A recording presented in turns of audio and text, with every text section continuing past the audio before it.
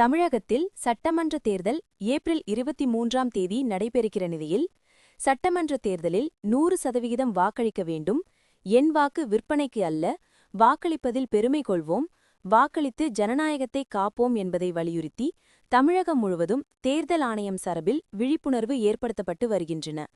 அதன் ஒரு பகுதியாக விழுப்புரம் புதிய பேருந்து நிலையத்திலிருந்து பல்வேறு பகுதிகளுக்கு செல்லும் பேருந்துகளில் தமிழக சட்டமன்ற தேர்தல் ஏப்ரல் 23ஆம் தேதி என் வாக்கு விற்பனைக்கு அல்ல என உறுதிமொழி ஏற்றுக்கொள்வோம் என்பன வாசகங்கள் அடங்கிய விழிப்புணர்வு ஸ்டிக்கரை பேருந்துகளில் ஒட்டி மாவட்ட தேர்தல் அலுவலர் ஷேக் அப்துல் ரஹ்மான் துவக்கி வைத்தார்.